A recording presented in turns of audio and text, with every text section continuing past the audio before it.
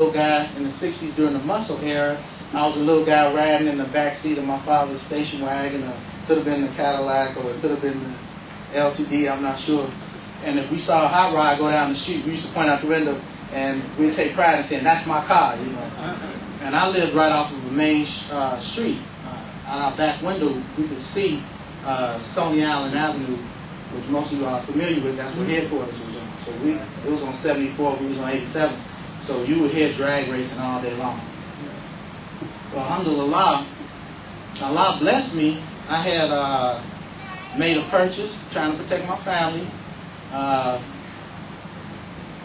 Neighbor next door, drug addicts moved in his house. Long story, his wife passed.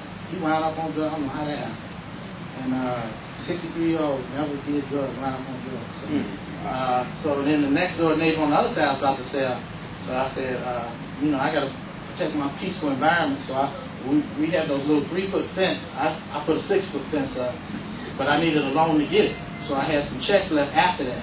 And so I went to my father and I told him, I said, I've been studying some real estate tapes, and I'm thinking about how to invest money, but I knew the nature of my work. The reason why my job worked so well and the reason why I was able to run my house so efficient was because my business was in my house. And like Brother Akbar said, if you have the opportunity to do that, and if you're a good man, you have put Allah first, and you have the opportunity to be home when your children come home from school, and if your wife works outside the house, if you work in the house, this is a joke, you should want your wife to work outside the house. Don't nobody need to be around nobody 24/7. That ain't natural. That's why you're supposed to go out and work. So if she's going out and work, if both of y'all in the house, one of y'all need to go out and work. Right. So that you can appreciate each other later on. And, So alhamdulillah, so I made sure the house was an environment of peace so that we can make progress. Look at history, look at the environment. No people have ever made progress until there was peace. Right. The farmer can't plant until the storm settles, the rain stops. You can't even go out in the field, it's too muddy. You can't establish anything if you're in a state of war, violence. It wasn't until after the wars are over and there's peace that the society goes back to norm and relax. And I tell you, before President Barack Obama was elected president, we were at a very scary state. It wasn't until after he was elected that I felt that I could take a sigh of relief or breath. But I'm gonna get back to that. I was talking about my car. I like to work on car, and I did. My cousin, he taught me a whole lot about cars. We actually built a car. I bought a car as an investment.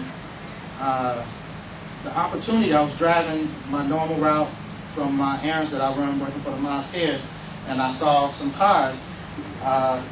Me being a person that liked muscle cars from muscle car, I looked at them, and because I'm African American, I'm a young black man, I look like them young black guys that's on the south side of Chicago right now that's getting the bad rap, and well deserving, because I know a lot of them. I'm from Chicago and from the south side. And Imam Muhammad taught us about what their rebellion and what their protest is. That's right. And it's a freedom, it's a struggle, it's a freedom movement. And we understand it. It's not the right way, but the human soul wants freedom. And that's their way, the only way they know without guidance. If you don't have guidance, your soul is going to struggle, even if it has to, if you put you in the fire, Allah has to come. Like he came to Abraham, and he made the fire cool for him. If it wasn't for Allah, then he may have had to do like all of our sons and daughters do out in the streets. They fight fire with fire. You in hell, so I'm going to raise hell. I know it. Been there. I shouldn't have, and I didn't have to stay there long, but I knew that one way to fight hell is to raise hell. So, you call me out, I'm going to call you right back out. But all of that is going to change, because I had faith in change. The change that Imam Muhammad predicted before the president was elected. I'm a believer in that change, because that change is already here.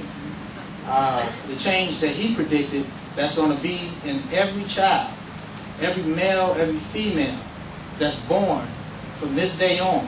That's in anyone with a conscious mind that hears and sees after the day that the President Barack Obama and the First Lady Michelle Obama was sworn into the White House, that from that day on, that we're different people. Right. We are changed. No longer are you going to have us looking for an example and saying, no, that's not a good example, so mama's going to take you under her. I'm going to raise you the best that I can. You're going to love mama and don't worry about nothing else. Nah, you can look at them and tell them, they can put you down and say, who you think you are? You don't have to say nothing to them like we used to do. You know, you don't have to say nothing, you just shout back at them. Say Barack Obama, say Michelle Obama, now what? And what they going to say behind that? They can't say nothing. They can't put you down, they can't say that. Say, well, you ain't no Michelle Obama. Say, that's what I think. That's what you think, sister. You ain't no Barack Obama. That's what you think, brother. You better ask somebody. And from this day on also, and I don't like to, people condemn us for saying, well, we talk too big, arrogant, big head or whatever. But what's real is real. I told that same imam that came to my house, I said, Imam, Allah has blessed me so. I had no idea that he would, for one, that I would sell my house for twice the amount of money that we originally purchased for. For two, that two different buyers would be fighting over before I get it. For three, that we went in there with our peaceful spirit, our Muslim nation, trying to do business with the money that we had set aside for the sale of our home, that the developer was in such a bind that he couldn't read our faces, that he didn't know what was happening with us. Every time he dropped a number on the table, we came back in a way I guess he didn't expect. So eventually he came back and threw all his cards on the table and said, look, I give you this house. And I said, well, and then next thing you know, I was like, well, you know, I wasn't worrying because I had my number cruncher right next to me. She had the calculator. And then she pulled me to the side later. She said, we can get this house. And she didn't, not only that, she said, as a matter of fact, I'm tired of you watering the grass all the time. We get you a sprinkler system. And you need more time to work on your business because we had expanded our business. I'm going to get you a lawnmower that you can ride on. It's going to cut the grass faster, and it's about 3 times as wide as the one you push. You know, she business manager. You know, not she going to get it like I'm a baby or something. But she's making sure that I have time for her and the family.